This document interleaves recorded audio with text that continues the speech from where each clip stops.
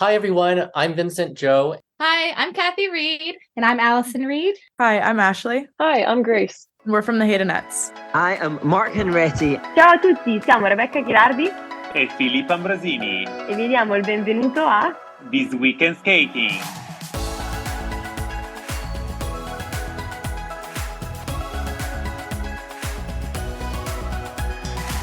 Welcome to This Week in Skating, the weekly podcast bringing you the latest news from the world of figure skating. Here are your hosts, Daphne, Gina, and Matteo. We're back, and yes, I'm here. I know it's been a couple of weeks since you've heard my voice, but Gina and Matteo are back from Milan, and we're together again, but we're not alone. We have a very special guest with us to talk about the women's event, plus everything as a whole related to the Olympics. And I'm excited, we're excited to welcome Vincent Zhou to be here with us today to talk about the women's event and close it out. Ta-da! So welcome, Vincent. I hope everyone missed me. Of course they did. I think you have been on this podcast more than anyone else as far as a guest. So you hold the record. Is it 5? I think we said that two times ago. We did. And it just continues to grow. Is this number 5? I think this is the 5th one. I do. I'd have to go back and check. Fun. Okay. But So we should make it, here's what we should do, because one of my friends decided to, I was having gelato every day, and she gave me a number. And she said, if you get 10, you get a gold medal. If you get 8, you have a silver medal. If you have 6, you get a bronze. So I think what we should do for Vincent is if he's been on the podcast X amount of times, he gets a bronze medal, and he gets a silver medal, and then he gets a gold medal. So he's working his way up to that second gold medal. I don't measure my career in medals anymore. no. Nope. No medals. Medals are a relic of the past. Vincent's moved on past that. He's graduated from college. Yay. And Vincent was also in Milan for the Olympics. I'm the only one of the 4 of us that was not there. And now that everyone's back home, sleep deprived, or maybe caught up a little bit on sleep, let's break down the women's event, because I don't know about you guys, but I'm feeling so energized by what we got to see yesterday. And yeah, let's kick this off. So in the gold medal position, we had Alyssa Liu. Silver medal went to Kaori Sakamoto, and bronze went to Ami Nakai.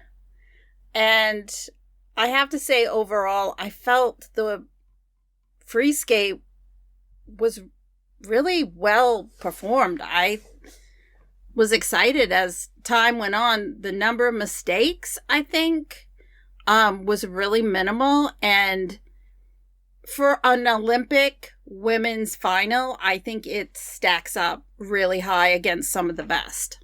Yeah, having been there, basically everyone, I think, apart from probably Kimi Repon, has had the worst skate of the day. And I'm sorry, because we know she's not having the best season, but, you know, she was still there. She was manning at the end, and she did all she could do. But everyone else, I think, had a great skate.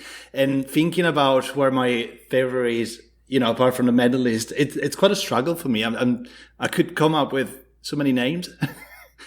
You know, the atmosphere was ecstatic. The vibe was great. The audience was going for it with every single one.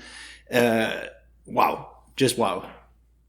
Yeah, I'm a little jealous that you were still there, Matteo, and I wasn't. I ended up watching it from my office, my work office, and thankfully everyone had left for the day, so I could cry, scream, cheer. No one heard me. No one cared. But, you know, then today they go, oh, so a U.S. skater won. And I'm like, yeah. It's a big deal. I think I scared the cats. Because I just kept clapping. Like, I'm sitting here clapping. And the other day, I don't remember what event it was. It was last week. And Chris was on vacation. And he heard me randomly just clapping. I was just like, yes, this is great. And he finally came in and said, "What are you watching that you're clapping all the time?" And I'm like, "It's the Olympics." And I'm just excited to see these performances. It's wonderful. Some of my coworkers got spoiled on a few things, and so I had to clue them into, well, if you watch it on Peacock in the afternoon, then you'll not get spoiled because you'll get to see like what actually happens as it happens, because it's tape delayed, what you see on NBC. But I have to agree with you, Matteo. There were so many great performances, and I felt like it built and continued to build throughout the night, it was night in Milan. I was really excited just to see it go so well, because the men's event was not as strong. And so I wasn't sure what to expect with the women's event. I went into it just thinking, let's see what we get. You just never know. And so it was a really well-skated event. I was really excited for everyone who was performing. All right, Vincent, where were you watching this from? I was watching from home. We had it on the TV, and I was just like the whole time. I was just I was just glued to the screen. Like you guys said, so many strong performances. And I mean, I don't know about you, but even in the second to last group, that could have been a final group. That could have been a World Championships or even Olympics final group. Like, people were delivering. I almost felt bad for the judges, because when the second to last group is skating that well, you almost feel like you have to withhold components. I mean, that already is a thing, obviously, but it almost felt like, I don't know, when for example, when Hay and Lee skated that amazing Carmen program, right? And she skated clean, and everything was just polished and solid, and her tech score wasn't, going up as much as you'd think it would, right? It almost feels like they're saving the GOEs and the components for the last group. I kind of thought that too. And you saw, because of the website that we have that we could look at results, after the skate, you could see the tech score going up and down. And 1 minute it would be like a couple points higher, and then it would be lower. And so you could tell they were still like making decisions and everything. And so I wasn't quite sure where things were going to end up until they announced the score. Like, sometimes you can look at it and you think you kind of figure it out, but it fluctuated. I mean, I don't know if you recorded after the women's short program, but the short program had a lot of interesting things going on with the tech panel. I feel like there are a lot of things marked review, a lot of things called, that, as someone who's been skating like at an international level for like 13 years, there's no way that those should have even been a question, And it was happening to skaters from every country, and skaters with who are both well known and also not as well known. So I don't know. That was the short program. The free skate, typically there's not as much, because there's just so much volume of elements to get through. There's not like as much, undeserved scrutiny on any single element. So I thought it was a little bit better in the free skate. Yeah, I think the judging in the short program made me even more thinking like, the free skate, I don't know. I mean, look at what happened in the short program. Anything can happen, I guess. Yeah. And that's what I was looking at going into it, because I just wasn't sure. What they put out on the ice, I just didn't know how it was going to be judged. And that is something I think with figure skating that I struggle with, because I see something, I notice things, and then I feel like it's not always accurately judged. And right. So the skaters only have control over what they put out, and then the judges and the tech panel have to handle all the rest of it. And so, again, I just wasn't sure what we were going to see and what the scoring was going to be like. I knew when Amber skated and skated well that her score might hold up for a bit, but I wasn't really sure how long until I think there was a point I texted Gina and Matteo and said, yeah, I think she may have passed all the skaters she can realistically pass.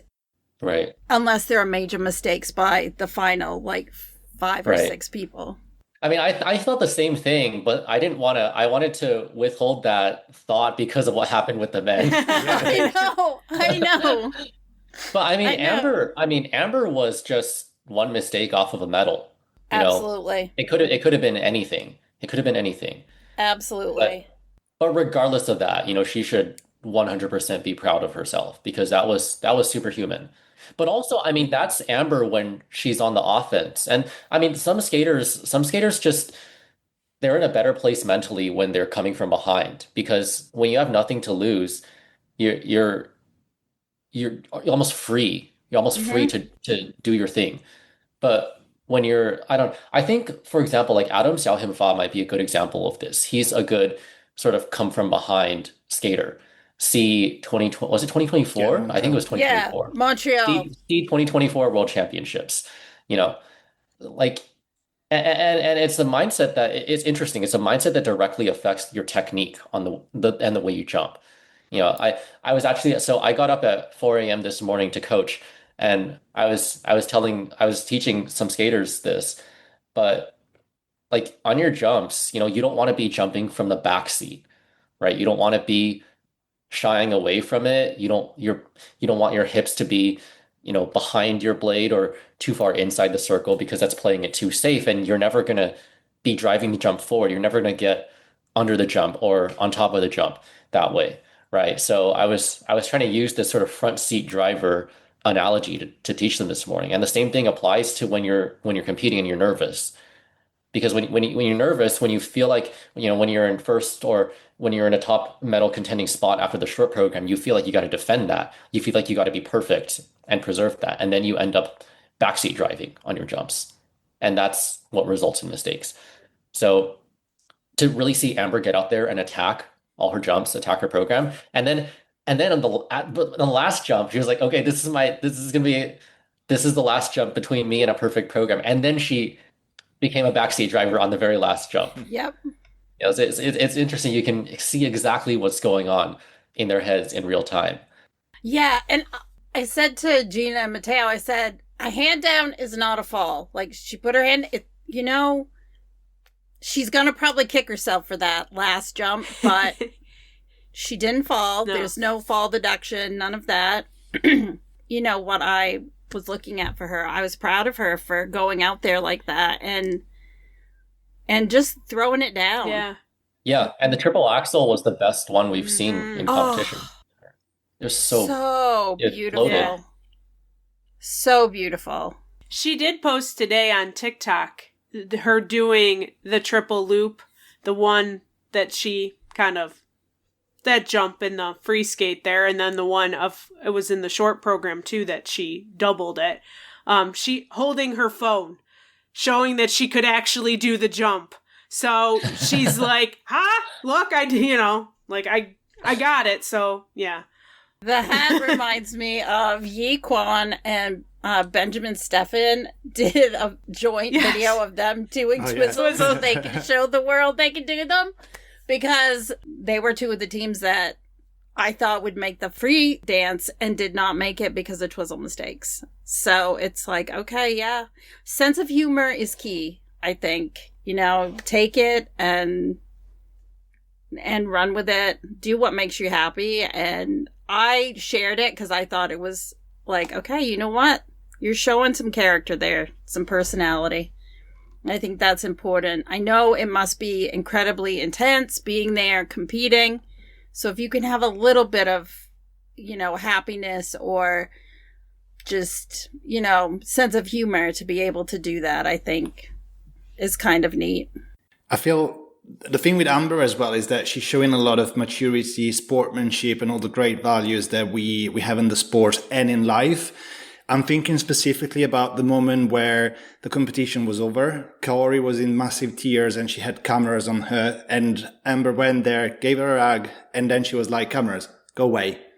And I was posting on my social media saying this is actually quite a strong reminder, because we are a sport where entertainment is key, but there are no actors there. It's human beings. So we got to remember that. And Amber was there to say, hold on a second, this is not something that you need to monetize from. Give her space and then come back. And I love that. Disappointment is huge, and having to deal with that in a very public facing way right after is so devastating, to have to be dealing with it, but then also have everyone watching you.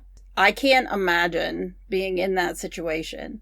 And I appreciated what Amber did. I have to tell you, and this is part of my notes for after the women's free skate, but I think it also applies to this. The camaraderie that I have seen and like support that I've seen from the skaters for each other is, I feel like it's amplified even more than I had seen before. And I like that. I think it sets a different tone, because I think that in some mainstream media, there is a thought process that, well, the only way to build an audience is to make drama and make rivalries and feuds and fights. People like an us versus them story, a person versus another person story. They like that.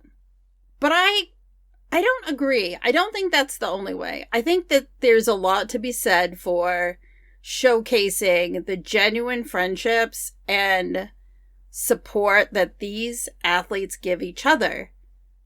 I think that can also be compelling. It does not have to be about a nasty narrative. It can be about something that's positive and wholesome versus something that's so negative. Now, I know that in sports, there are those rivalries and there are those stories, but I also think there are a lot of other things that could be shared as well. And I think a lot of it's come out in this Olympics. I mean, after all, that's what the Olympics are about, right? Sportsmanship and unity in the world coming together to celebrate athletic achievement, right? And it's like what happens on the court happens on the court, but we can be people off the court. Exactly. You know, and so many, I mean, so many skaters, so many athletes are, they grow up just learning that the sport is the entire thing, and they aren't really prepared to think about the cameras and the media and what the average viewer watches the sport for, right? The average viewer doesn't really care. They're just sitting there, eating some snacks and hoping for some entertainment, but for the people on their screen, that's their life, that's everything. But yeah, and Matteo, you were talking about the moment with Amber and Kari, and it's like yeah, those moments are when what happens on the court like kind of bleeds out into off the court, and there's cameras on you, but because what happened on the court, that's your whole life. That's you. Even if you've been media trained, you're still not the act doesn't always hold up. We saw that in 2022 in a different way with in after the women's event. And but it's like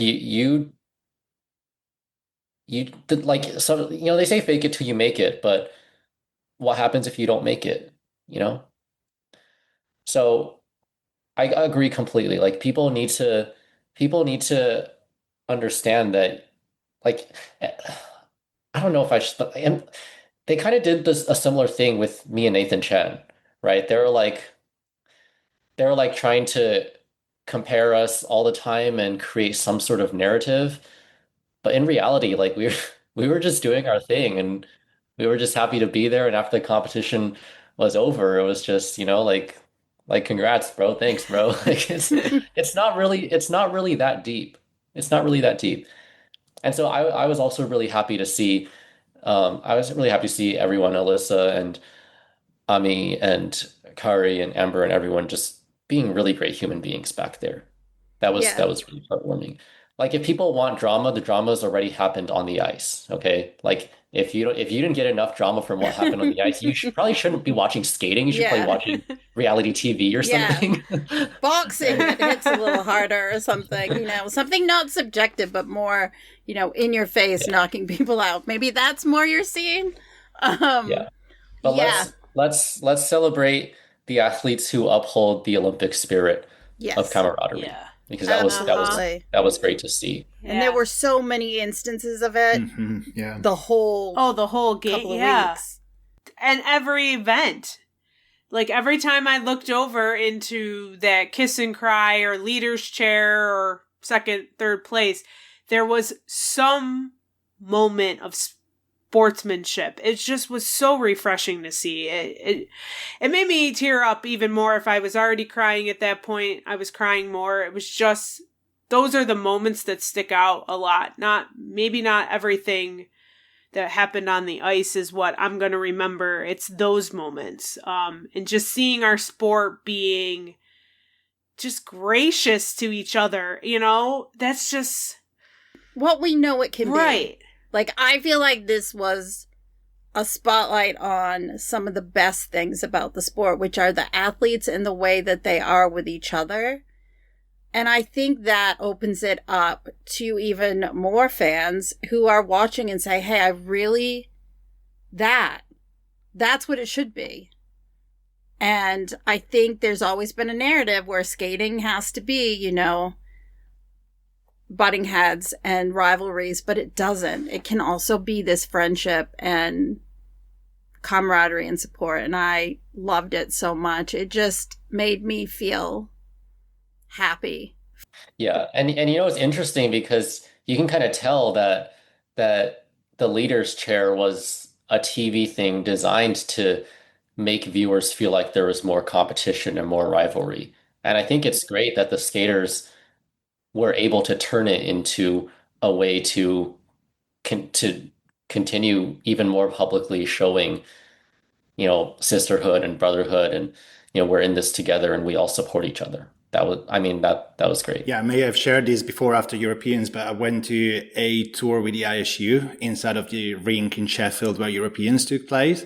And when we got to the leader's chair, they admitted that it was there to almost kind of create that narrative. They didn't want, you know, drama or rivalry, but they were thinking maybe it's going to spice things up a bit. But then they said it's just impossible. Skaters hug each other. They wish each other good luck. So yeah, that's exactly what it's doing now, which is exactly what we love about it. I mean, even thinking about Alyssa being there, knowing that she won the gold medal, but Ami Nakai being shocked. If you remember, she was like, what? Am I third? And she was doing 3 with the fingers. And then she looks back and it's confirmed. And Alyssa standing up, going like, congratulations, you medaled. And everyone was like, hold on, but you're the Olympic champion and you're congratulating the bronze medalist. Yes, that's what we want. Yeah. That it's okay, you know, there are going to be good days and bad days, but at the end of the day, they're all people. They're all human beings. And this is their job. This is what they do. Being out on the ice and performing, that's what they do. At the end of the day, you're people, not machines. And trying to get away from that narrative of it has to be this negative thing. Friendly rivalry is not a bad thing. Pushing it to be something more than it is kind of presenting something that's not actually real. But I get that TV wants to do that because they think it's increased ratings. They want more people to watch. But I can tell you that after the men's free skate, there was, of course, a lot of talk about Ilia and his performance. But I saw so many posts also about him going to Mikhail Shadorov and giving him a hug, and that just like genuine congratulations. That was also a huge part of the narrative, so much that my friends were sending it to me and saying, hey, I saw this. That's the only thing that I posted after the men's event, because to me that was the standout moment. Mm-hmm. And it wasn't just that Ilias, you know, gave him a hug and said congratulations. It was the way that he did it. Oh, yeah, absolutely. You know, he had just, I mean, like, I know what that's like. You know, doing that. Mm-hmm. And it's the worst feeling in the world. Yeah. On the Olympic stage too. I mean, it happened to me not on the Olympic stage, it happened to me on the world stage in a year prior when I didn't qualify for the free skate. But I also, had my Olympic dream kind of crumble in front of my eyes, you know. And that feeling is like it's impossible to describe. I mean, we've been over it, but it's impossible to describe and to have that sort of composure in that moment and that level of like being sort of outside the sphere of your own existence is so impressive. Like it wasn't just the fact that he said congratulations, it was the way he did it. He took his time with it and it was genuine. It was genuine. And Exactly. he looked like he'd grown up like a decade in that Yes. 1 minute. In that 1 minute. And that was really amazing. I feel like this Olympics for him has been like a really maturing event, like the entire experience, because it's his first one. And I agree with you, because he was sitting and he got his marks. He immediately got up, went straight over there. And it wasn't like, hug, good job, goodbye. There was like conversation happening between the two of them. And you could just feel the vibe. And again, showcasing something really special about the sport. Yeah, and the best of all time have failed over and over and over again. I mean, that's like you don't ever grow up if all you do is win. You don't ever learn, get better if all you do is win. So so, yeah. I mean, like life, there are those ups and downs. There's a wins and losses. It's not going to be like a cakewalk across. Sometimes it's hard. And you learn a lot when you're dealing with disappointment. And I think he's reached out, or I think people have reached out to Ilia during this time too. So not only was he congratulative towards, Mikhail, but I think he's also been on the receiving end of people reaching out. I don't think I've heard anything negative about Ilia and, how he skated. I mean, we know he didn't skate well. We know everything was pretty much kind of taken away from him in that one performance. He didn't get any medal and, and there was all this expectation for him. But I think he has now received support from so many different people, from like Simone Biles to, the other members of Team USA. It's just, I think he's going to come out of this so much stronger and so much better than when he stepped foot in Milan. And if he is coming home a Olympic gold medalist, but if he had a second one, I don't know how things would have, I don't know. I just feel like he's growing up in this, with this situation more than if he would have been a 2-time Olympic champion. And he didn't disappear. Yeah. Like, he was there you saw him in the stands. He was doing stuff. Like, he didn't have that disappointment and then just, like, hibernate. He was everywhere. Hanging out with Snoop Dogg and Martha Stewart and just all sorts of things. Though I will have to say about the Snoop Dogg thing, maybe him hanging out with Snoop Dogg before a short program might have not been.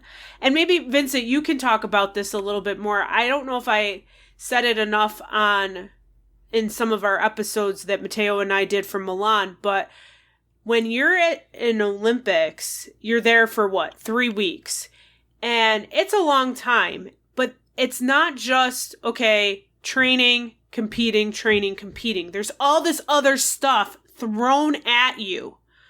And so, like, the morning of his short program, Snoop Dogg is walking around the athlete village and there's Ilia.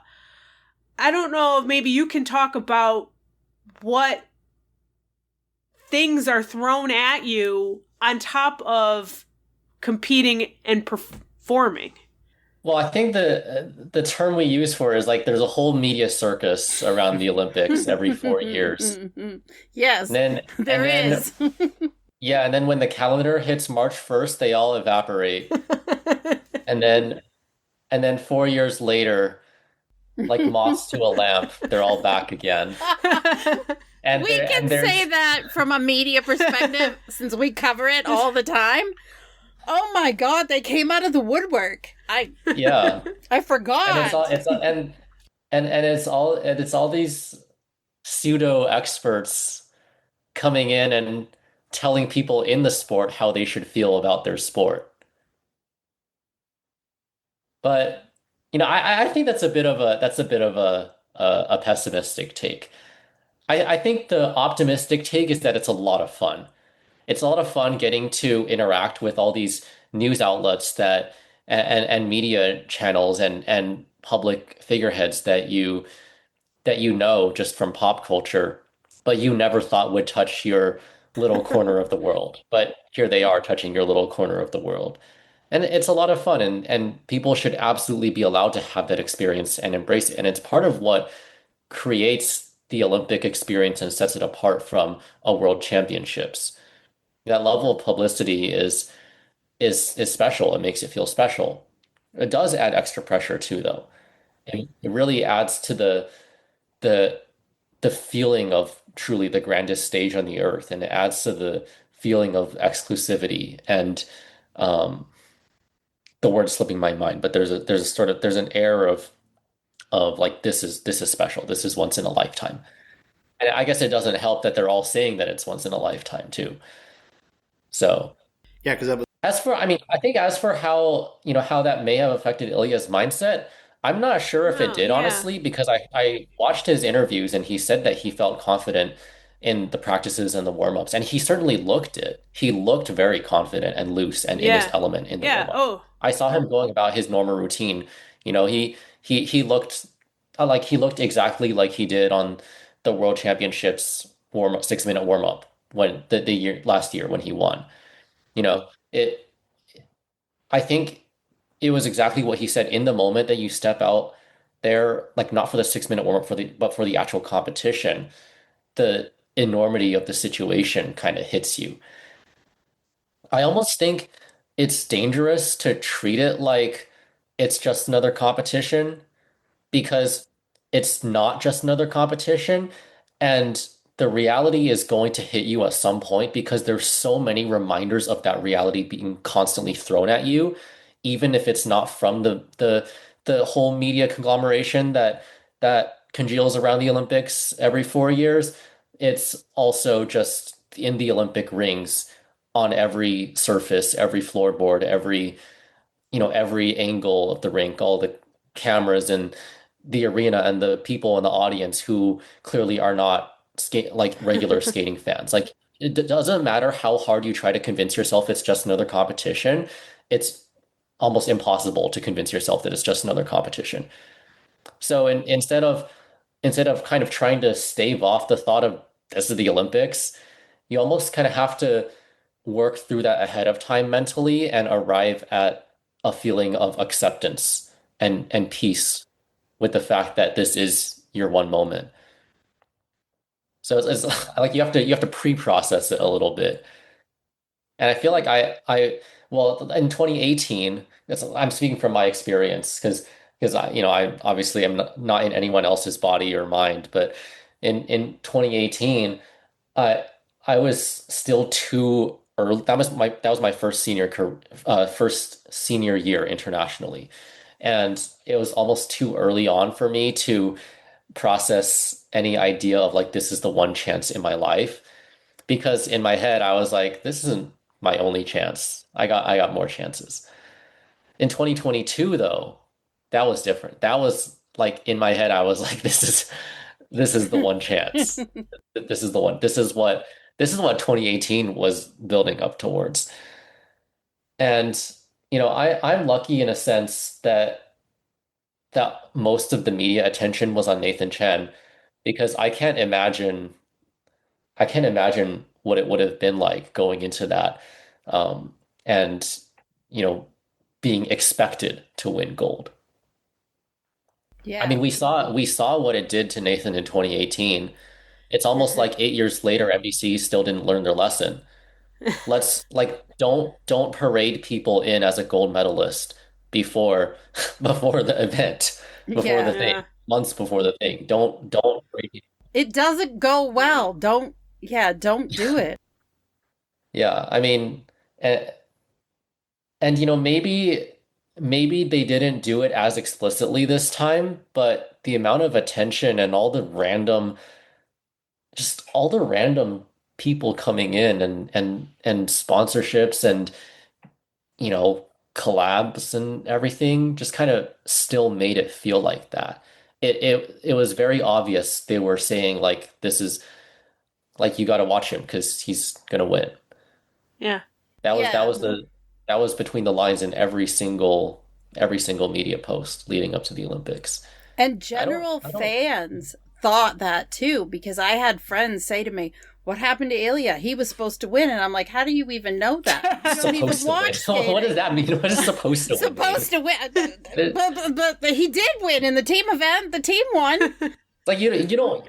It's like you don't earn your gold medal before you've earned it. No, you don't. But Nobody that does. just goes to show what general people were seeing in the media and were thinking is, Right. well, he's supposed to be the best, so how's he not winning? And I found myself explaining skating to a lot of people in ways that I didn't expect. And in your mind, you have to believe that you can be the best on that day. If you're like objectively the best of all time, sure, you can also believe that you're the best of all time. But I would say generally for most people, you have to believe that you don't necessarily have to believe that you're the best ever, but you have to believe that you can be the best on that day. But the thing is, when there is a disconnect between what's going on here and in reality, i.e., when in your mind you believe that you're the best on that day, but in reality you still have ground to make up. You still like that forces you to be offensive. But when your reality is constructed such that like what you observe with your eyes is telling you that you are also the best, like outside of your own head, then you get defensive because you want to protect that space. You want to protect that thread between your head and reality, and that almost takes you out of the offensive switch. So, I'm not directing blame towards anyone in particular, but I don't think that parading people in as a champion is helpful.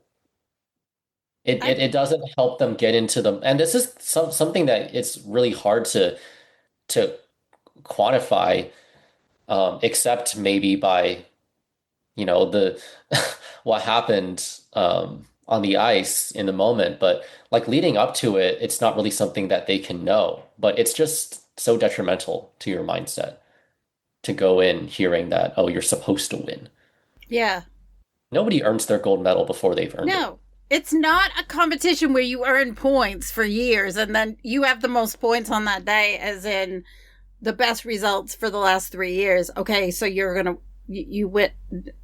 That's not how it works. Right. And hype can be hype, but hype can also, I think, be a bad thing. I think the way it's framed can be damaging, because the expectation is there. And I think a certain amount of it is helpful because it makes you feel rewarded for your efforts. It makes you feel like it gives you some sort of motivation to keep going. But when it reaches the pinnacle, which in our sport is Olympic champion, that's when it's no longer helpful. Because how can you go beyond, how can you be motivated to go beyond Olympic champion? Two-time Olympic champion? I don't know. But beyond that, it doesn't motivate you to keep pushing. It starts motivating you to protect what you already have. And that's not where you want to be mentally going into the most important competition of your life. We all have to be like Alyssa Liu. Oh, no one can be like Alyssa Liu. It's impossible. I love what Alyssa Liu is doing. I love it. I wish I could be like her in anything that I do, you know, just having that carefree, not a care in the world, just going out there and having a really good time. I wish maybe that could just be bottled up and passed on to every other athlete. Cause it's so refreshing. But Yeah. But I mean that's such a standalone, her life is such a standalone series of events, It's like It really is. Yeah. Yeah. The way that she looks at it, it is, like Gina said, it's refreshing. I like that she did this on her own terms. It wasn't about people telling her what to do this time.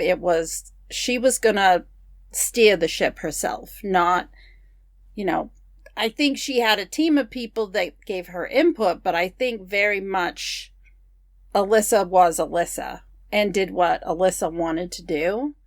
And I think that honestly is a healthy thing. Because she's talked about in interviews that when she decided to come back, one of the things she didn't like was constantly being told what to eat, what to wear, where to go. She wanted not to have that. She wanted it to be for herself, for what she wanted. And I think that showed, her winning the Olympic gold showed that you can be your own person and you don't have to just conform to the little box and the checkbox expectations of, a ballerina, and you've got to do this, and you've got to be this number of pounds. I love that she did this and she accomplished it, because I think it's good for the little girls at home that are looking up and seeing, oh my gosh, she did this and she was herself. That I can be enough by seeing Alyssa do this. With her haloed hair. Her halo hair and dropping her F-bomb on TV. Yep, and reusing programs from last season. I mean, I think people would have said, oh my God, she's just doing the same thing she did last season. But, but most viewers at the Olympics wouldn't know. That's the point. Right, true. So, they would just see Alyssa Liu getting out there, being smiley, enjoying herself, getting gold twice. And from an international and more generic audience perspective, they saw something spectacular. Sure. For us, knowing Alyssa, we saw something spectacular as well. So win-win for everyone. Yeah. I think so too. Yeah. I mean, I see myself in Alyssa and her comeback story, because when I was 13, I also quit skating. That was so I had knee surgery when I was 12, and I was depressed as hell. I was, it was like COVID, but without COVID. I was stuck in my house like 24/7. I couldn't go outside. I couldn't walk. I couldn't skate. And I got back on the ice, and I just felt like I'm not doing this for myself. I'm doing this to satisfy expectations around me. Like in 2013, I won the US Junior Championships, and then I went to Gardena Spring Trophy and won by like 20 points. And all of a sudden people were like, this kid's the future. Because in my junior year, I won against Nathan Chen both times that I competed against him. And I remember. All of a sudden people were like basically planning my life out for me. It was like this is what you're going to do next year. You're going to go to this competition. I was like, why am I skating? So in 2013, I tried to come back from the knee surgery, and there's no joy in it anymore. I quit. I read something about Alyssa earlier saying like, oh, she quit. She didn't even want to go near a rink. That was exactly me. Like, I could not bring myself to step foot inside a rink.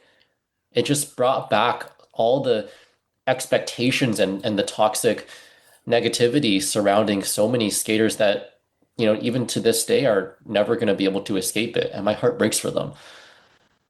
And, I was away from it for 2 years and I came back only by chance. I was in Southern California.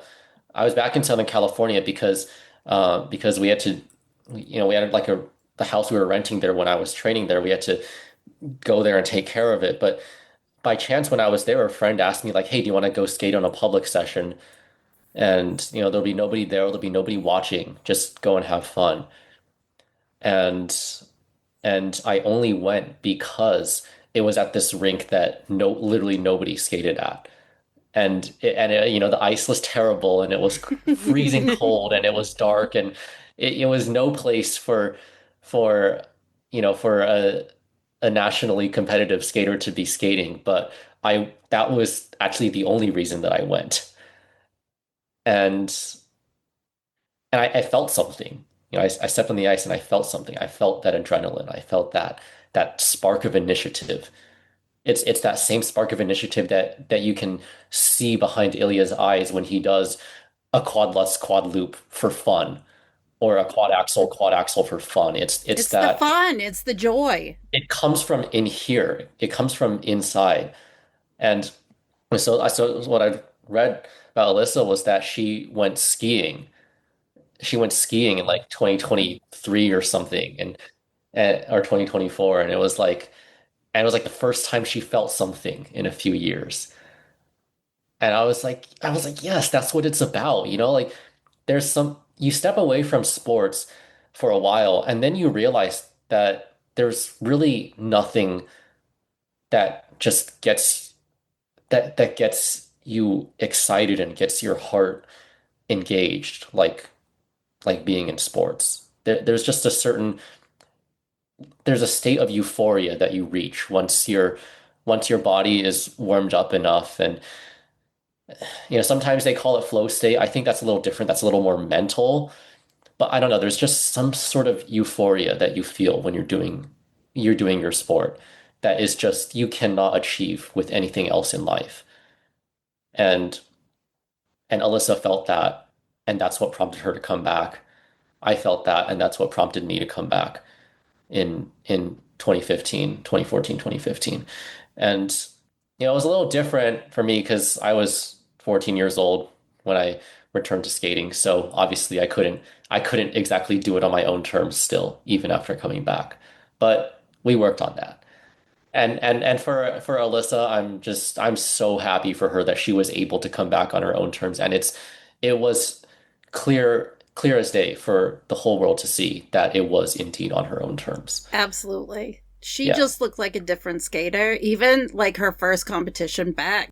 There was just some weight that was gone, completely gone. And she was just Alyssa without anything from before. It's like she was brand new. And sometimes, I know we talked about this the first time we talked to you, you have to take a step away to realize if you miss it and if you love it enough to go back. And so I think that's true for a lot of things in life. I mean, skaters leave and come back all the time. It's just that pretty much any time it's ever happened, except for Alyssa, when they come back, you can still feel like they're clinging on to a shadow of their former glory. And with Alyssa, it's like, how can you possibly outdo the former glory that she had? I mean, she was US champion at 13, like doing quad lutzes, like when like I feel like a lot of us probably thought it when she first announced her comeback, but it was like, how is she gonna, compete with what she was before? But that's the thing is she wasn't competing with who she was before, and she made that obvious. She made that obvious and made it easy for us, for the viewers, for the other skaters, for the judges, for the fans to buy into that story. She made it easy because of how just authentic and like not caring about like perception of her older self or younger self. That she was. And so just having that example out there, like you said, Daphne, for all the young girls and boys out there, Yeah, for my 12-year-old self, is so important. it Just to really see is. that it can be done, and also to show parents, because parents, parents love to ask other parents for advice. Parents love to look at examples of success and model how they raise their kids after that. You know, like growing up, I heard so much of like this is exactly what like Yuzuru Hanyu is doing at this moment. Like at this second on the clock, this is what Yuzuru Hanyu is doing. So why are you doing this? You know? And so I think even for parents of skaters, not just for the skaters themselves, because a lot of them are too young to understand doing things on your own terms. But for the parents to understand that skaters can do things on their own terms, Yeah. it's so important. Yeah, it's okay to look at what's best for them, not only on the ice, but outside of that experience. And Yeah. I think sometimes it gets overlooked in favor of the push for excellence. There are other ways, there are other things that you can do, and I appreciate that because, again, I believe that her on the highest stage having this moment and doing it on her own terms is a really positive thing for the world to see. Yeah. Yeah, and stepping away from the sport for a few years gives you sort of the the perspective that only that distance can afford you, that allows you to sort of go like, this is what's actually important, and this is what matters in my skating, right? You kind of forget about the voices that tell you what matters in your skating, and you start to listen to your own voice that tells you what matters in your own skating. And you can see Alyssa really leaned into that. It's really Yeah. funny because I was getting lunch with Nate in Milan, with Nathan Chen in Milan, and he was like he was like yeah, because I've been in school for the last 4 years. I haven't been skating that much, if at all. I skated like twice in a year maybe, and um and he was like, yo, like I saw some clips of you like teaching skating skills at national development camp, and I was like, who is like he was like, why is he a better skater than when he was actually competing? Like I don't remember, I don't remember his skating skills being this good.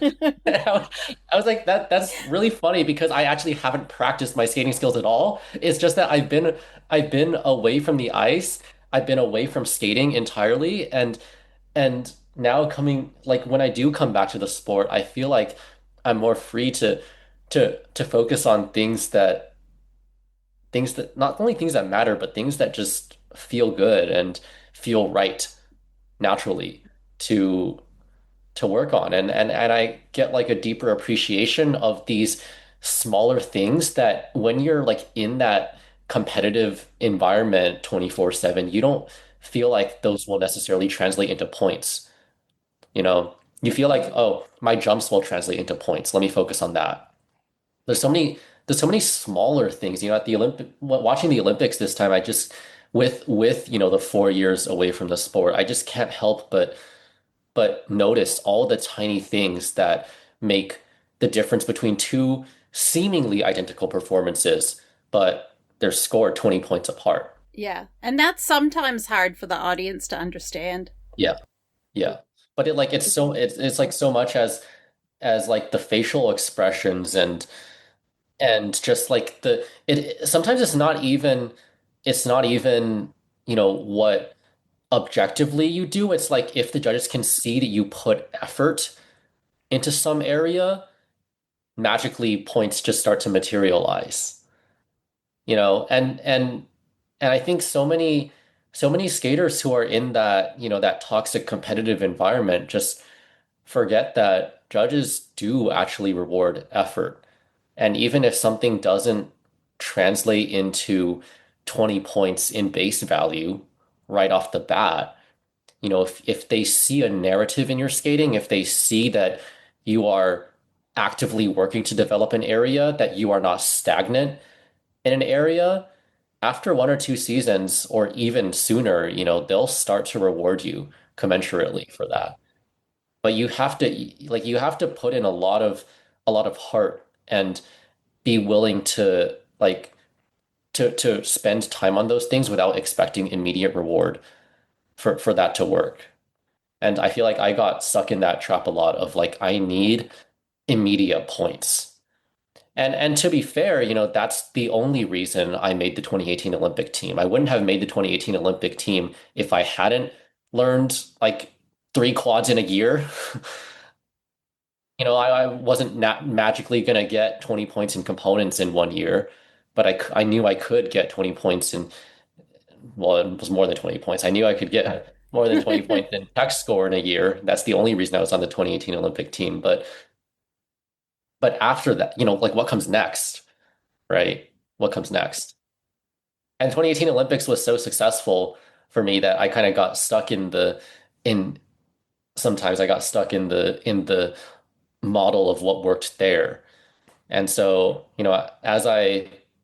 after I turned 18, as I entered my Alyssa Liu era, is what we'll call it, after I started to try and take a little more autonomy in my own career, I, found myself battling that mindset a lot of like this, like I forget about what's going to give me the highest base value. Judges reward intangibles a lot, and they reward consistency. And that was one of my biggest takeaways from this Olympics is that consistency wins. Consistency. Alyssa's probably the most consistent skater that's ever existed. Like there's a sense of security going into her jumps that like she's Yeah, absolutely. she's good. She's good. Did not doubt it watching her performances. I was just like, I know Alyssa's gonna go nail this. I know it. Yeah. You can tell in her body language. She is confident. She's ready to go. You can feel it. And it's great when you're watching someone that is gonna land everything, that you can feel that confident. But not every skater is that way, and sometimes you get a little nervous watching. Well, and being in the sort of mentality that she has now, where she's not doing it for other people's narratives, allows her to keep on doing that independent of the pressure and the media narratives that other people may feel affected by. Because, some other people are also extremely consistent. You might have thought Ilia was ridiculously consistent before this Olympics, but Alyssa just doesn't buy into other narratives. It's just her own. So that's why like no matter how big the stage is, it just looks like she doesn't not affected by it. Just another day in the office for her, because it actually is in her head. And it's interesting you're mentioning the office, because one of the things that she said at a press conference yesterday is that she's very much able to stay grounded and to get that separation between Alyssa, the professional skater, and Alyssa, the human being living her life. So she enjoys and she values time with family and friends. But she also said she's very often off social media. And, I was just checking now, she just surpassed 2 million followers on Instagram. So she's huge. Now, I mean, there's a handful of skaters that have got millions. But I don't know what this is going to. Yeah. She was at 1 million like yesterday. Yeah, and now she's 2 million. You see, but I don't know whether she's going to change much. She will do all the commercial and PR things that she's got to do post Olympics. But I trust that she will actually go home and she will be like, okay, Instagram, put you down, see you, whenever I want to see you, and continue to live her life. And that kind of separation probably gives her time to rest and recuperate mentally, to then get back to the ice and be herself like that. Yeah. Well, and she's really special because she doesn't achieve that separation by intentionally, blocking all that stuff out and like actively saying, I'm not going to look at it. She still sees it. She still hears it. And she's like, haha, that's funny anyways. She's unaffected. If you talk to her, she will literally make that exact noise. She'll be like, haha, that's funny anyways.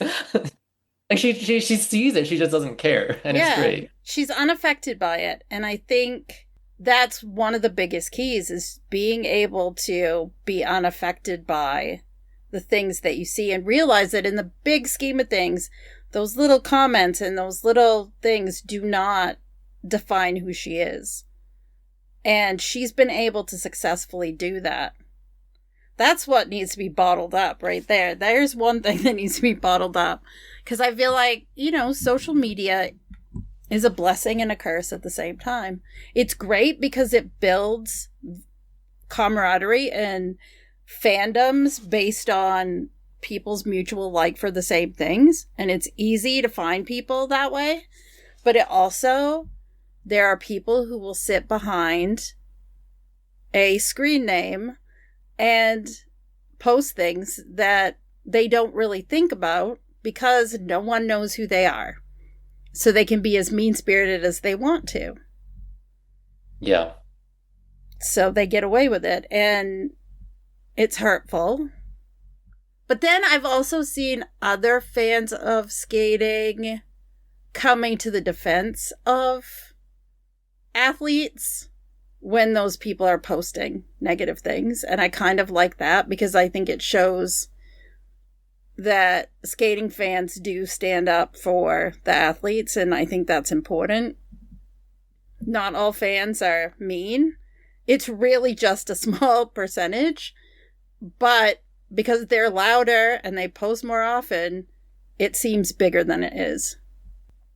Yeah. And there are those parallels in even beyond that I think kind of shine a light on a more global issue that is even outside of skating.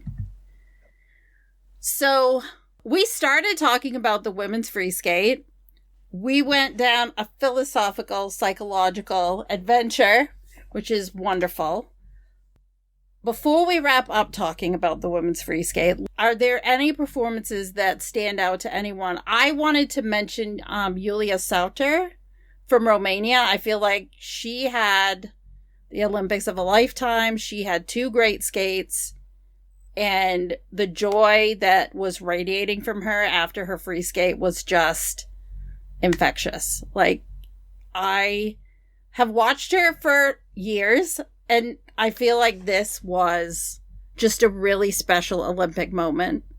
And again, overall, the women's event was, it was great. Yeah. I want to just say, like, we had 13 skaters score 200 and above in the women's event.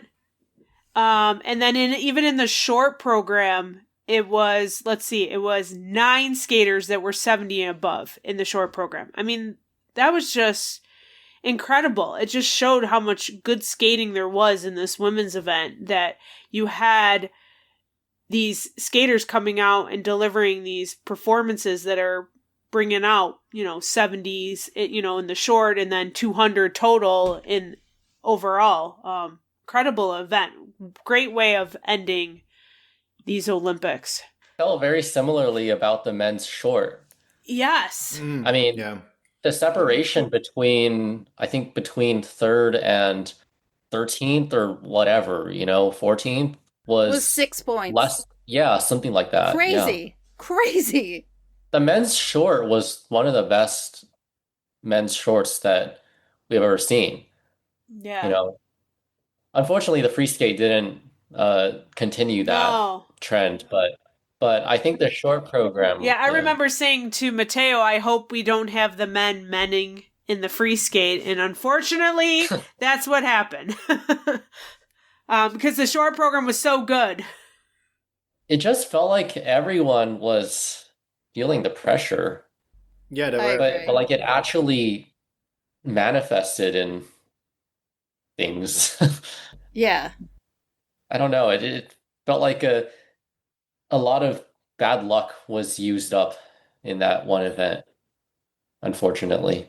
Yeah, But going back to what I said consistency wins, right? Same thing. That like the men prove that consistency wins. And it's like there's skaters who traditionally go for more consistent layouts, not fully aggressive, not to the extent of their technical ability. And oftentimes we say, oh, they're contenders for the bronze medal, for the silver medal, because we expect a standout skater with a more aggressive layout to take the gold. But so often we see just counterexamples of that. Consistency wins. And if you can manage to be consistent with a very like with a a peak layout, a max base value layout, then by all means, you know, that consistency will also win. The problem is that it's so hard to be consistent with that sort of layout. And so, and for Alyssa, consistency wins. For Shun, can we talk about Shun? Consistency wins. Oh my I gosh. so I was watching the Grand Prix this entire semester, my entire last semester on campus with my friends who don't know much about skating. And like every single time after Shun skated, I was telling them he deserves better. He deserves better. He's skated like, can you believe he skated clean every single competition this season? Every single competition, short program and free skate. He has not made any mistakes the entire season. That's so difficult. And that level, and the judges have been withholding GOEs and components from him because he's not number one in Japan. Because they think they can only give the number one representative of a country the maximum rewards, which I think should change, by the way. Yes, we see it in ice dance all the time. Yes. It's kind of frustrating. Yeah. You shouldn't be known by what rank you are in your particular country. Right. That should not cap your score. Right. But we saw it capping Shun's score all season. I mean, he wasn't getting 100 points in the short. I don't think he was getting like 190 even in the free skate when he very much deserved it. And some people were saying, I don't know why people were saying this, but they were saying that Shun is a jumper. I mean, have you seen the man's port de bras?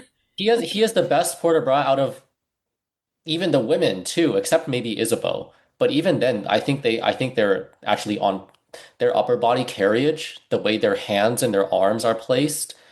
I think they're on par with each other. He's genuinely such a beautiful skater.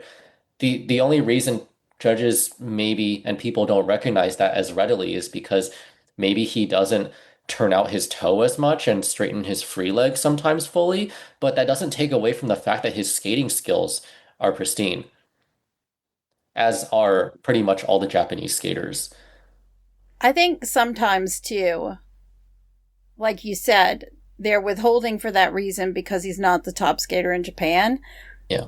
But I think they want to see just how consistent someone can be before they start saying, okay, yeah, we're going to reward him. Finally, he's this X competition to here. He's done all of these things right. So we're going to reward it. It needs to be about what's on the ice that day. And we've talked about this before. Like, it needs to be about that. People have good days and bad days, but if someone steps up and has the skate of their life on one particular day, reward them for that. I think fans in general want to see that. They want to see that things are fair. And they'll be more excited to be watching a sport when they can justify the outcome in their heads. But I think that's gonna take a long time to change. I mean, you're gonna need a generational recycling, or not recycling, a generational cycling of people in positions of power, in positions of authority in the sport before that happens.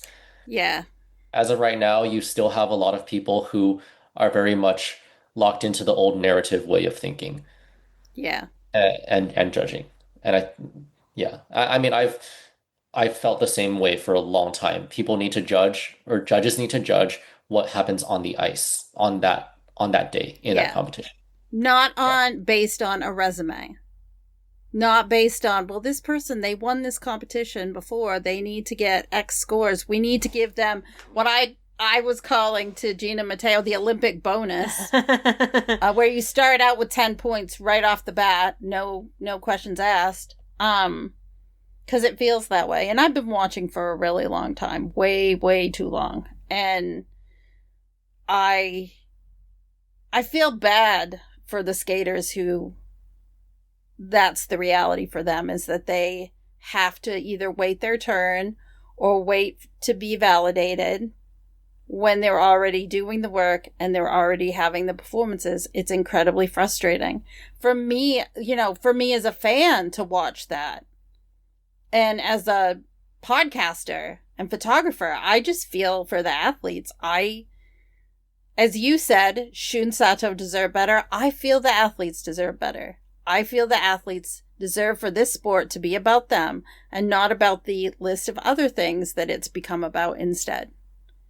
And so that has always been something that frustrates me. And there have been subtle changes. And I do agree with you, Vincent. It's going to take more time for things to really change. But I'm hopeful that it will happen. Yeah.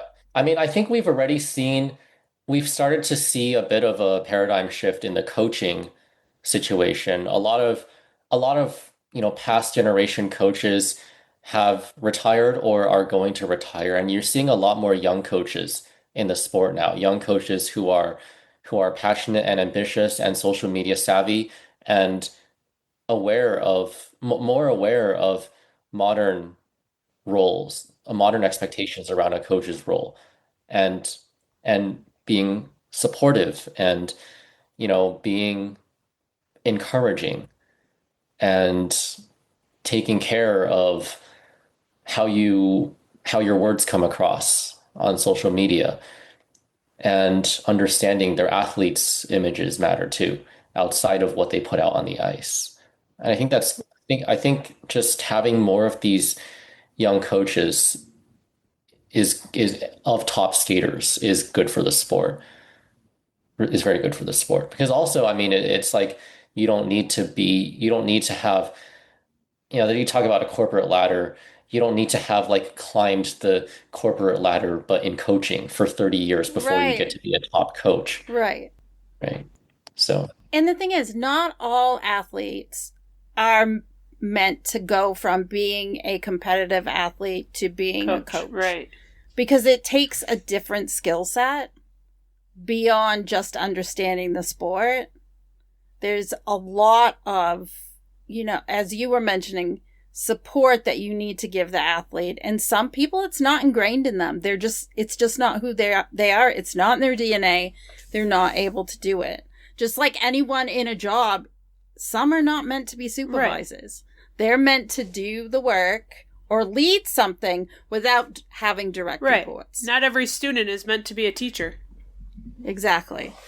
And I agree. I think the sport can only get stronger if people who are retiring, the right people, stay involved, stay invested, and help steer it in the direction it needs to go. So that things are better for the athletes, because that's the bottom line, is athletes deserve better. They really do.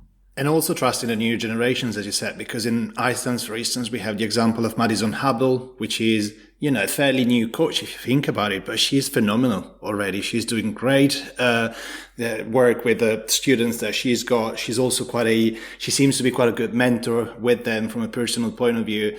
And she's still young.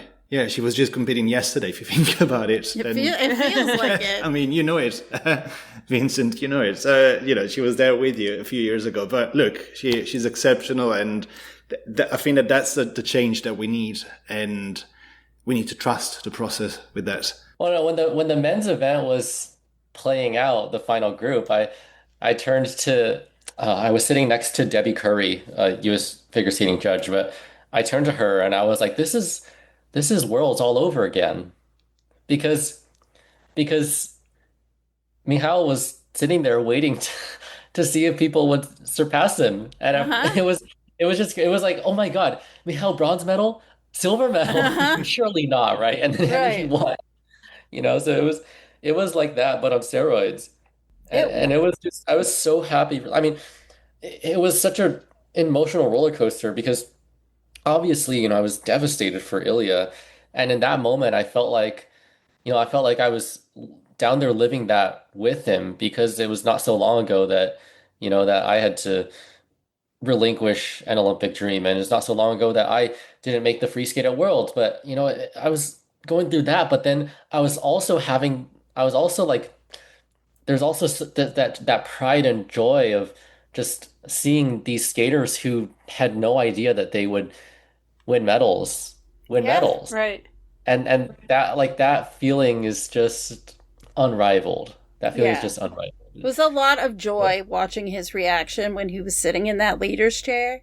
And Yeah. even there have been clips online where I think it was Junhwa Cha and Shun Sato that came over to hug him, and they at first it seemed like they didn't know if they were allowed to do that, but he was just like sitting there like the whole you could tell his face, the gamut of emotions. He didn't. Yeah.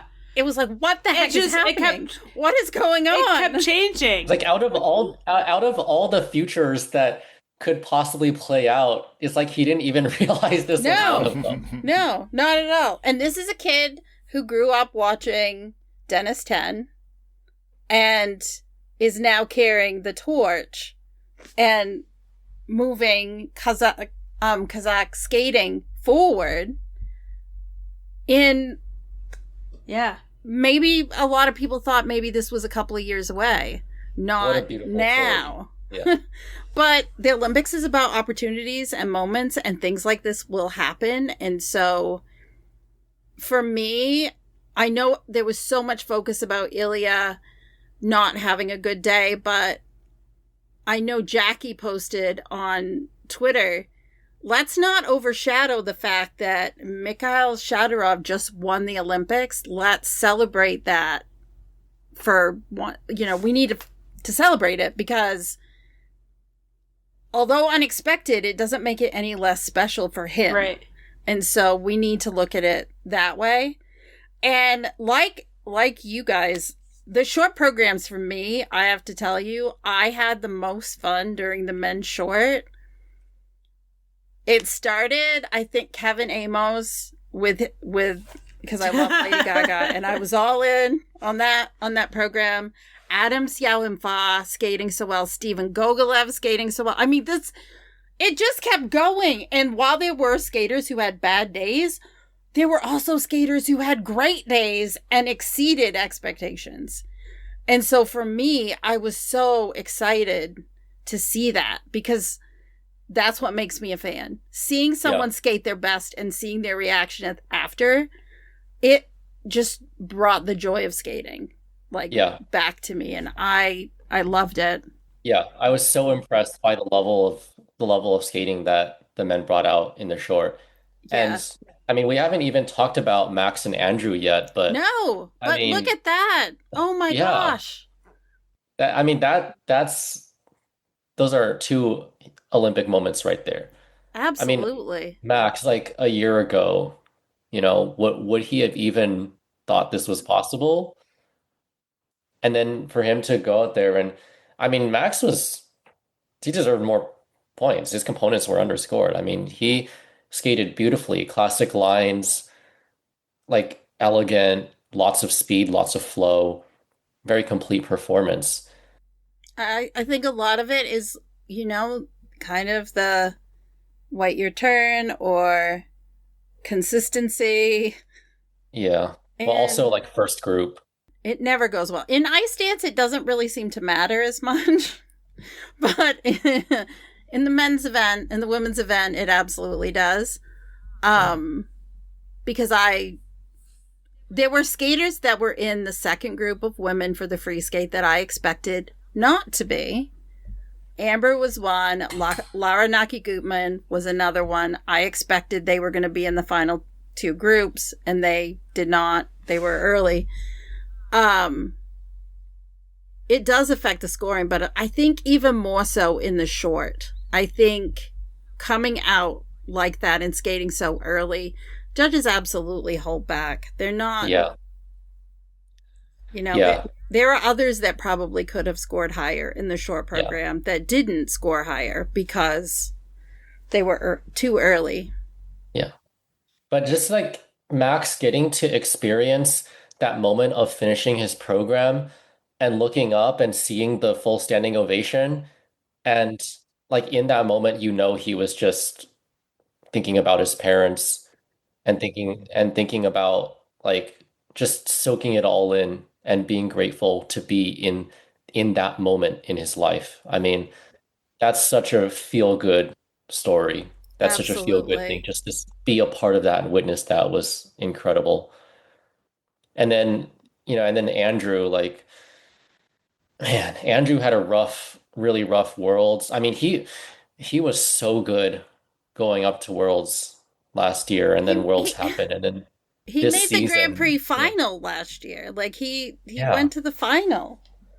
yeah, And and then this year, he didn't look like himself. It just looked like something hadn't been clicking in training. And for him to put that short program and that free skate out there, I mean, he's so much stronger than he knows, even, I think. Because, in the 6 minute warm up, we saw some shakiness, but when it actually counted, he delivered. And it takes a special kind of athlete, a special kind of mental strength to do that. And so, I was up there hollering for him. And I mean, I just think back to like, the days, 2 Olympic cycles ago when we were training together in Colorado Springs and going into the Olympic Training Center, the gym, and doing our workouts together with Brandon Cycle, who's the USOPC trainer, best trainer in the world. Don't at me.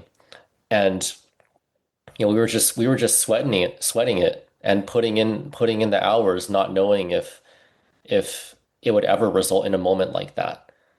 And I had my moments, but he kind of had to wait his turn, unfortunately.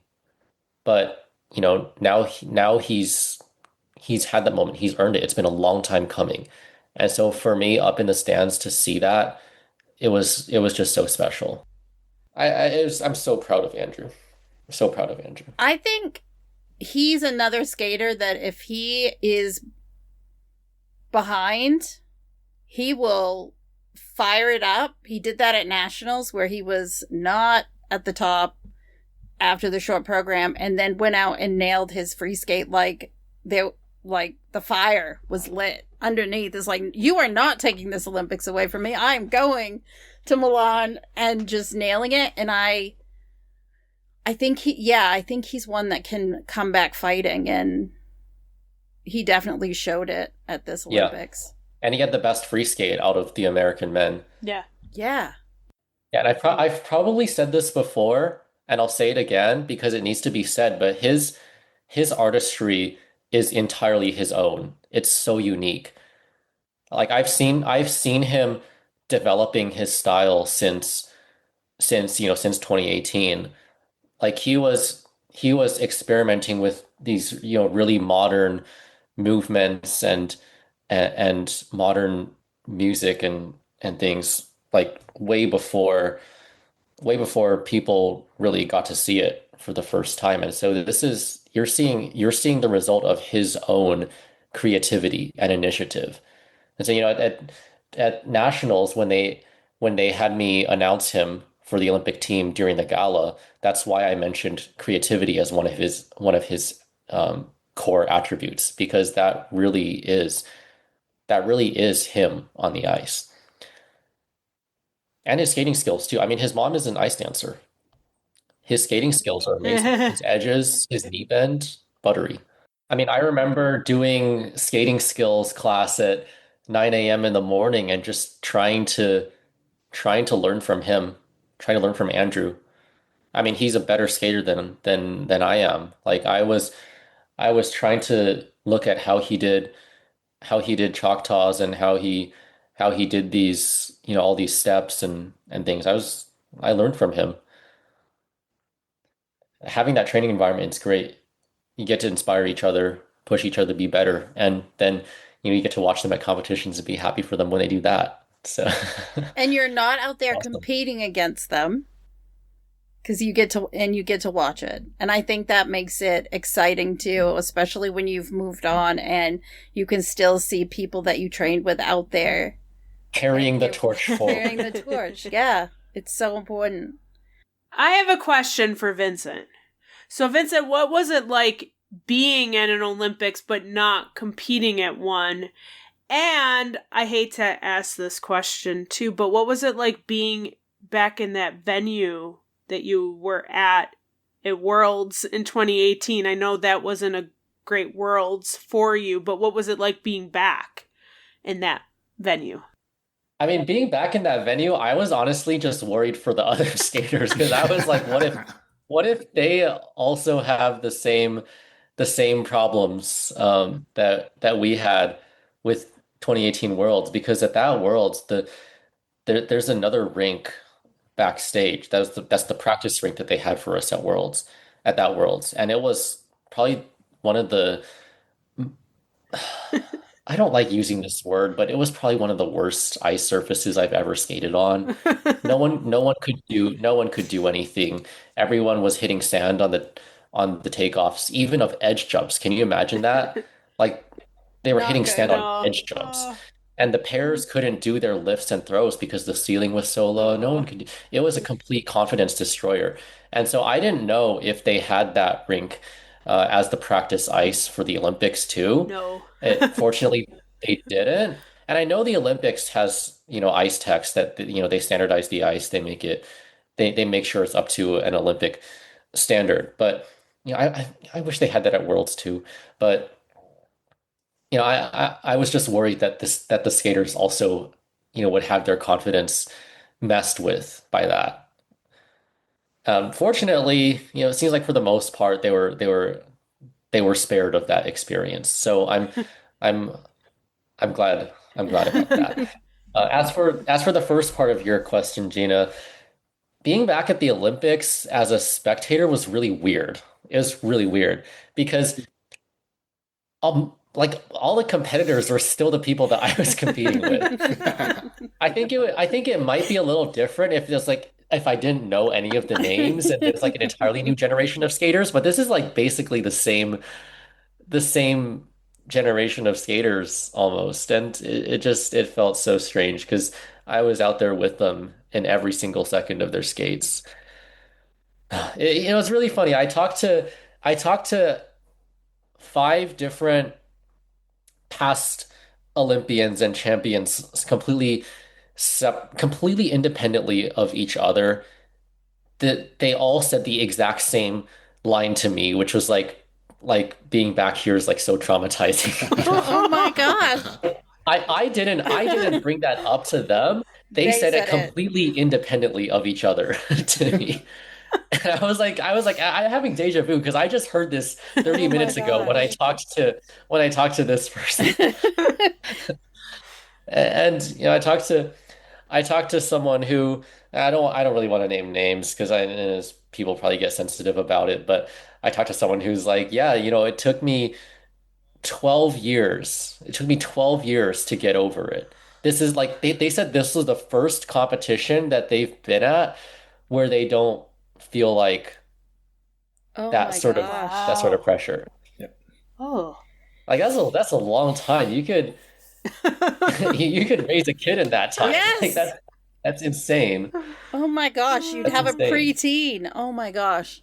Yeah. Yeah. But no, it's just all the memories come back, all the emotions, both good and bad, come back. And there's a lot of stuff that you bury once you retire from skating. You don't have to think about those things anymore. And if you didn't get the chance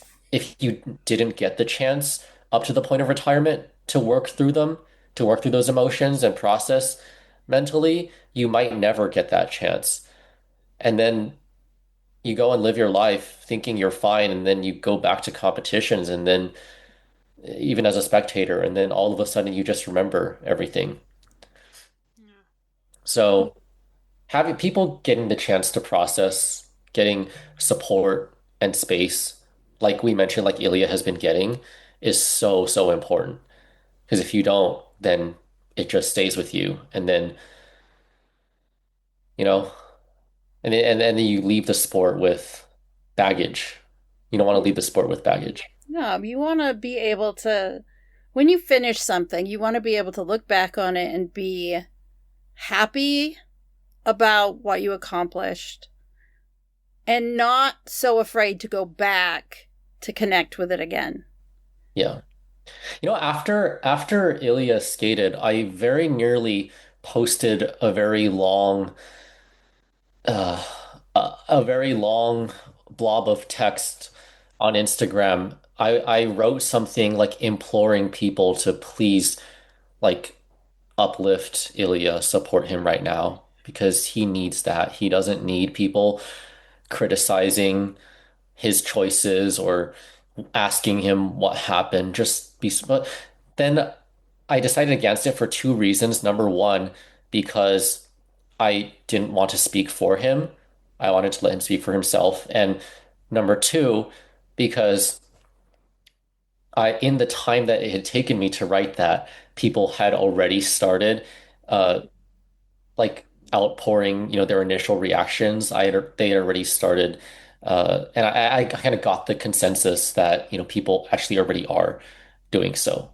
I So was worried too, Vincent. yeah, I I was so worried worried about about it it. because you know how fans can be, Yeah. and I'm really proud that that's not how the community reacted. It was a lot of support, very little negativity. Even the journalists who were talking about the mistakes in his program were talking about what happened and the aftermath, and it wasn't the usual he let his country down and whatever. That's not what I was hearing, and I honestly was really proud of the skating community for recognizing what happened and that these things will happen. Even the best skater is going to have a bad day. Ilya had a bad day. It's okay. Yeah. It's already hard enough, like having done the thing out there. Like Exactly. you don't need to tell them that They don't. that they They weren't already good enough for their know. country. They know. They know. It's their reality. It's your opinion, but it's their reality. Exactly. Yeah, it's like I think he earned a lot of points for one, his immediate reaction and going to congratulate Mikhail. And then also he did an Andrea Joyce interview right after and was locked in and was not making excuses. He just was very honest and calm about it. And I think he won a lot of people over by being real and not sugarcoating it. And I think that's part of this shift that we've been seeing. We saw it a lot with Amber, where Amber speaks she speaks her mind, she speaks from the heart when she's in press conferences. And I think that fans in general appreciate skaters or athletes who are coming out and being themselves and not being canned, teleprompted answers. They want authenticity. And I think this generation is getting or is more comfortable putting themselves out there. And I hope that the generation coming up behind looks up to them and continues the trend. Because I think it's going to continue to make skating look like a more positive thing and something that the public can latch onto and come back to. And I'm hopeful after this Olympics. There were some successes for Team USA here, and both in the medals and not in the medals. And I'm hoping that this draws more of the mainstream media to stay invested from now and going forward. I have a couple of friends that are like, I love skating now. What's going on? Yeah. And I'm like, oh, the Junior Worlds is like in 2 weeks, and then Worlds will be in a month. You can watch them on Peacock. Right. Like, Right. those are Yeah. the things. I want to keep people invested in things. Yeah, and I'm with you that on Daphne on keeping people invested, and I'm hoping the regular media who, follow the sport every 4 years, if they're going to continue to follow the sport, follow it for the right reasons. I don't want to see it being, okay, we're going to be on Ilia to see if he can get over this and be, Olympic champion 4 years from now. I kind of just want some of this to die down a little bit There's so many stories that were not even talked about at this Olympics. Like, so many skaters. We had children of former Olympians that competed here. Anthony Ponomarenko. His parents were Olympic champions. We had Ilia Malinin. His parents went to the Olympics multiple times. Max Naumov. His parents were world champions in pairs. Like, those are a few stories. You've got Vadim Koleshnik, who is a U.S. citizen now, from Ukraine, a country that is torn up by war. The resilience of coming here and having the American dream. Those are just a couple.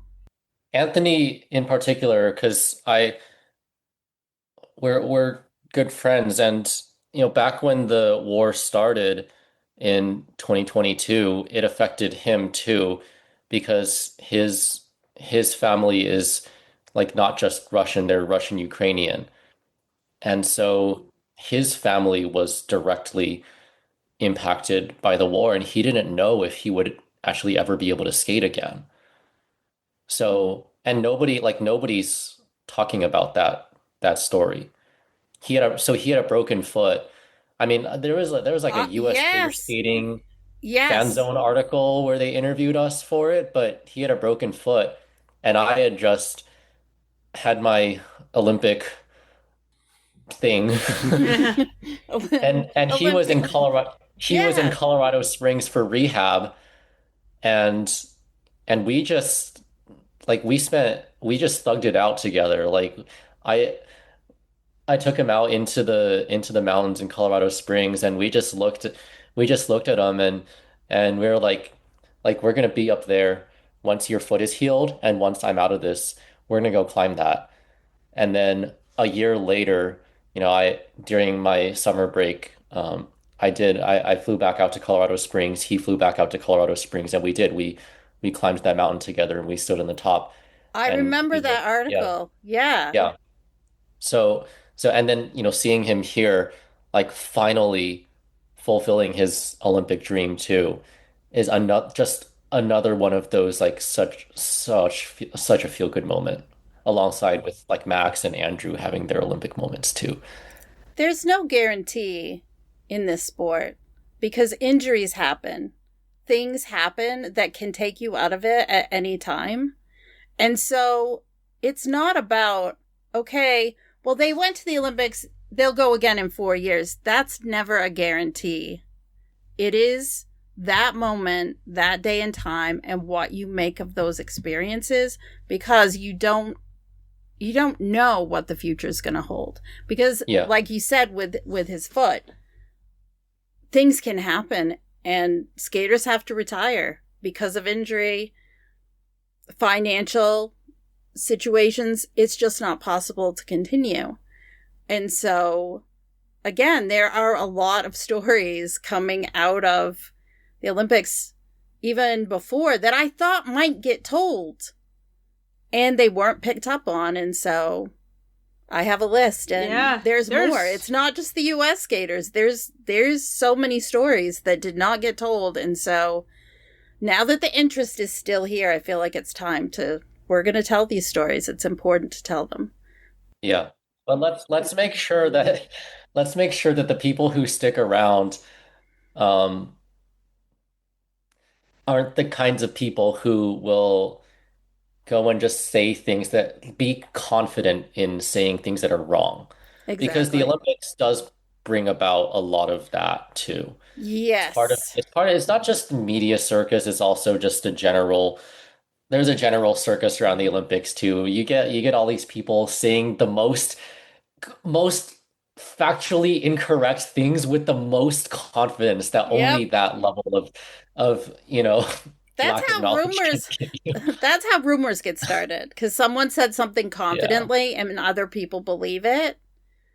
And so I mean, for us, because we cover the sport all the time, it's always interesting when we get to see that out and about, because it's like, wow, say you're not a longtime fan by saying you're not a long time, by not saying it out loud, but saying it in other ways, because that's what happens.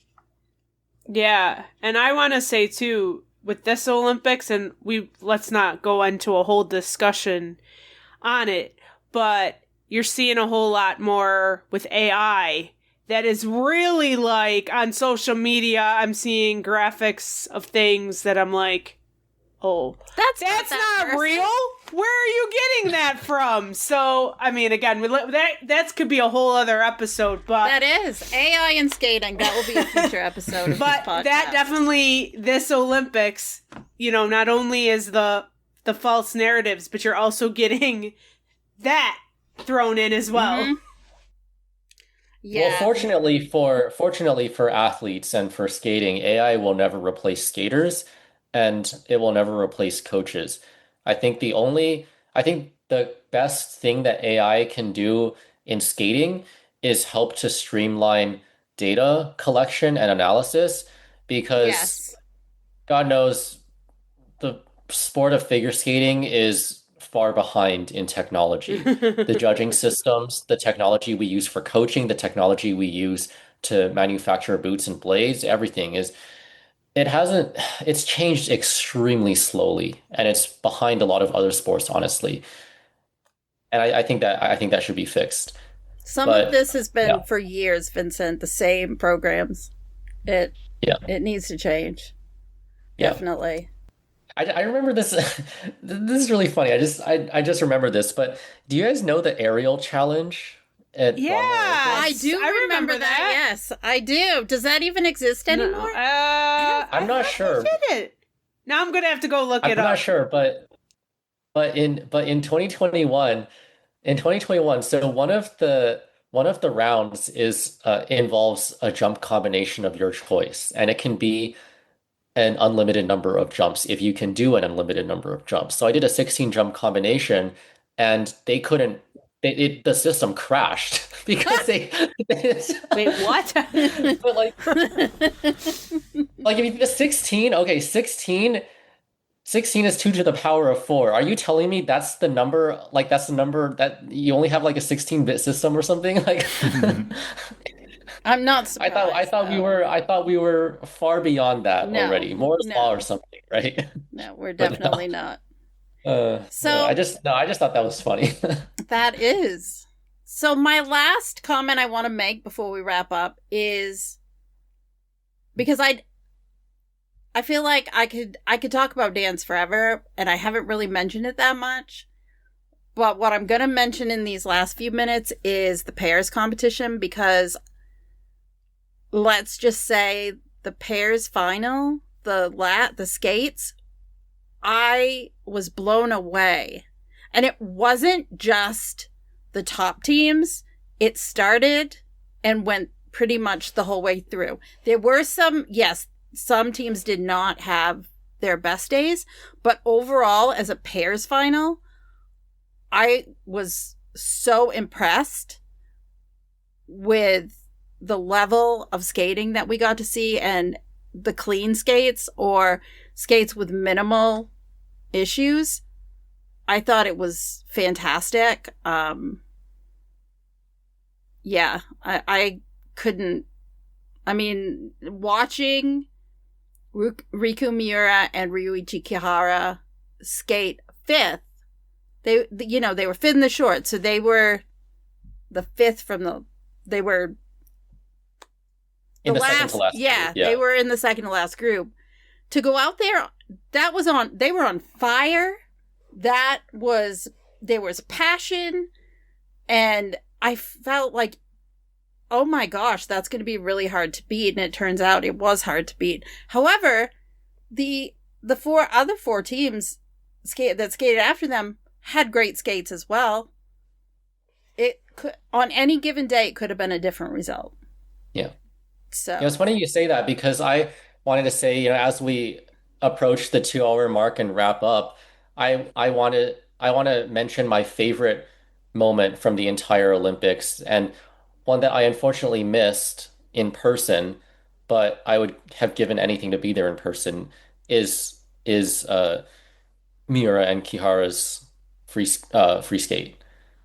I mean, like, after it happened before the scores came out, I said that's going to be a world record because that's easily one of the greatest, not just pair skates, but like programs, period, in Yeah. Olympic history. And also like just coming from behind too. But that Yeah. music was perfect for the Olympics and Yeah. for Italy, for the setting, for the arena. And Yeah. the choreography, I mean, the program was so well composed, things on the music, the lifts, the throws, and they just executed so well. Like you saw pairs skate well, but they didn't have that level of that's Olympic champion Right. quality Yeah. Right. that Miura It and was Kihara had. very much, you think you're going to take that crown from us? Yeah. Right. You know, hold my beer. Yeah. We're Yeah. going The way they do landed their throws, the way they executed their choreography, I mean, it was nothing short of Olympic champion worthy. I mean, they could have been competitive in 2022 Yeah. and 2018 when we had all the ridiculous Oh my level God. of pairs competition that was then. They like Miura and Kihara could very well compete with that. Absolutely. And the final moment where he presses her up like that, I mean, just chills. Yes. Yeah. Full body Yes. chills. Yeah, I think for me, that's one of my favorite moments from the Olympics. I think, though, for me, there are two. One is Team Italy winning the bronze in the team event. That was a huge thing. I mean, outside of the obvious things that would make me, excited.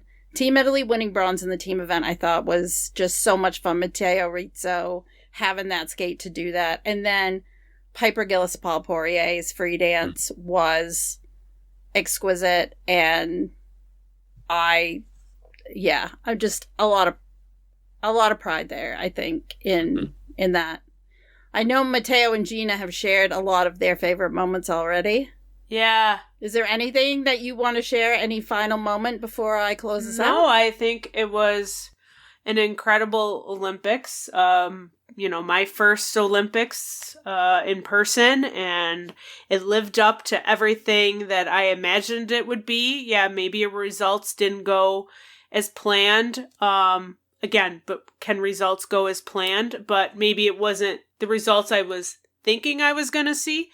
But everything else, the whole experience, being among our friends in the media, getting to see you, Vincent. It was just an incredible experience. I'm already saying, okay, 4 years, I'm doing the whole thing. So, it was just. I had a feeling you were going to come back from this one and say, "There's no way I'm leaving early next." Yeah, and I think I already checked, and the schedule in 4 years is going to work with the work schedule. So.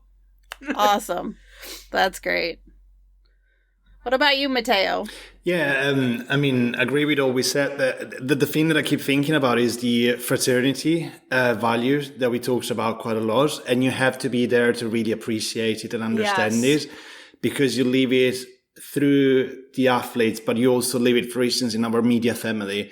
We were not in the usual media setup with the common faces that we're used to see. There were some of them, but a lot of them were new. And yet we were all working in a very cohesive way. And that was part of the experience. And also I'm thinking, I've always loved the Olympic Games, whether it's the winter or the summer games. But there were things that I was thinking about that I now understand much more. One of the things that I thought about today was when Valentina Marquez was competing with in pairs, and she had that famous skate where she ends, and they have such a great skate, and she screams at the end with joy. And I'm thinking, okay, now I get it a bit more. I mean, it was already great to watch it on TV and see that, but now I get it more. And that's probably the shift that happens to you when you are at the Olympic Games. Yeah.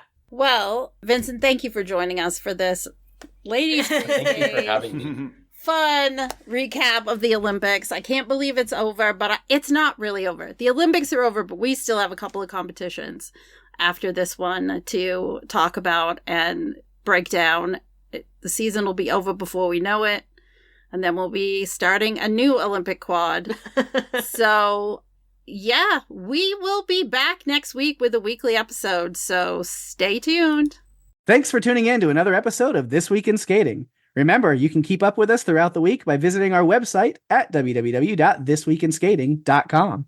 Connect with us on social media for additional updates. You can find us on Twitter at This Week in Skating without the E's, or Facebook, Instagram, and Threads at This Week in Skating. You got a burning question or feedback for Gina, Daphne, or Matteo? Reach out to us via social media or drop us an email at thisweekinskating@gmail.com. And if you're really enjoying the show and want to support us further, consider joining our Patreon community at patreon.com/thisweekinskating. Until next time, have a nice week.